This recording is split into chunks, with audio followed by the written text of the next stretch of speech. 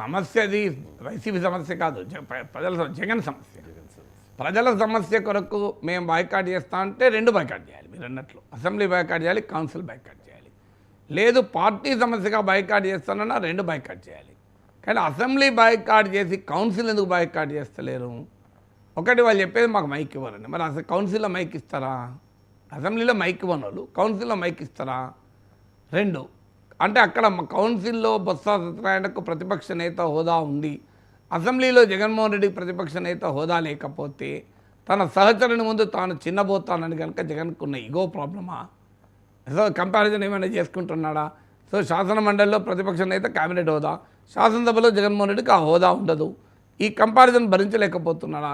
అలా అన్నప్పుడు ఎమ్మెల్యేకి రాజీనామా చేసి ఎమ్మెల్సీ అయి ఆడ శాసన మండలిలో వైసీపీ పక్ష నేతగా ప్రతిపక్ష నేత హోదా పొందొచ్చు. సో అందువల్ల పార్టీ సమస్య అయినా ప్రజల సమస్య అయినా 2 హౌజెస్ను బాయ్కాట్ చేస్తారు, లేదా 2 హౌజెస్ అటెండ్ అవుతారు. ఇది జగన్ పర్సనల్ సమస్యగా మారిపోయింది. తనకు మైక్ ఇవ్వరు, తనకు గౌరవం ఇవ్వరు, తనకు హోదా ఇవ్వరు, తనకు సమయం ఇవ్వరు. దీని చుట్టూ జగన్ తిరుగుతున్నాడు. అర్థం లేని తిరగడం కదా.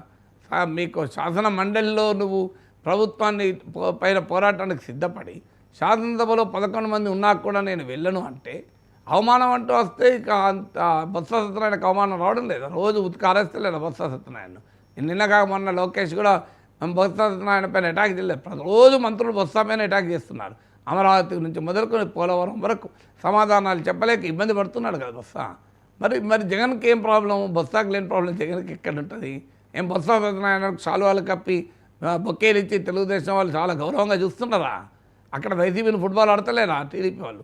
ఎందుకంటే అక్కడ వాళ్ళకు బలం ఉంది కదా, అధికారం ఉంది, బలం ఉంది, ఫుట్బాల్ ఆడుతున్నారు కదా. ఆడినా కూడా బొత్స నాయకత్వంలో ఎమ్మెల్సీలు, వైసీపీ ఎమ్మెల్సీలు పోరాడుతున్నారు కదా. మరి అసెంబ్లీలో పోరాడటానికి ఇబ్బంది ఏంటి? ఇప్పుడు జగన్ రాదలుచుకోలేదు కనుక మిగతా ఎమ్మెల్యే కూడా రాణిస్తలేడు, అది ఇంకో ప్రాబ్లం. లేదంటే పోనీ జగన్ ఒక్కడు హోదా ప్రాబ్లం జగన్కి కదా, మిగతా ఎమ్మెల్యేలకు లేదు కదా. మరి మిగతా 10 మంది ఎమ్మెల్యేలు అటెండ్ కావచ్చు కదా. వాళ్ళు ఎందుకు అటెండ్ అవుతలేరు? ప్రధాన ప్రతిపక్ష నేత హోదా సమస్య జగన్మోహన్ రెడ్డి సమస్యగా. మరి మిగతా 10 మంది పోనీయండి, వాళ్ళన్న కనీసం మాట్లాడతారు కదా. అంటే ఇది కేవలం జగన్మోహన్ రెడ్డి వ్యక్తిగత ఇగో. ఆయన చంద్రబాబు నాయుడు ముఖ్యమంత్రిగా సీట్లో కూర్చొని తాను 11 మంది సభ్యులు కలిగిన ఒక చిన్న పక్షానికి నేతగా ఉండలేకపోతున్నాడు. 151 సీట్లు గెలుచుకున్న తాను 11 మందికి నాయకుడిగా కూర్చోలేకపోతున్నాడు. ప్రతిపక్ష నేతగా అంతకుముందు లేడాకైనా అంతకుముందు 67 సీట్లు ఉండే కదా.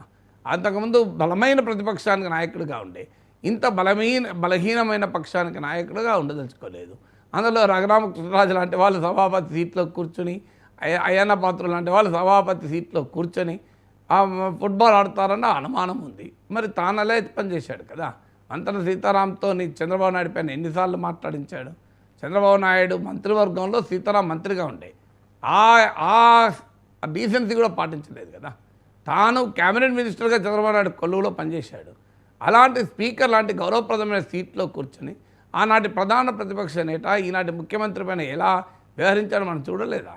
అందువల్ల మీరు స్పీకర్ను ఎలా వాడుతున్నారో వీళ్ళు స్పీకర్ను అలాగే వాడతారు. మీరు ఎలా ప్రతిపక్ష నేతకు ట్రీట్ చేశారో వాళ్ళు అలాగే ట్రీట్ చేస్తారు. మీరు ప్రతిపక్షాన్ని ఎలా వ్యవహరించారో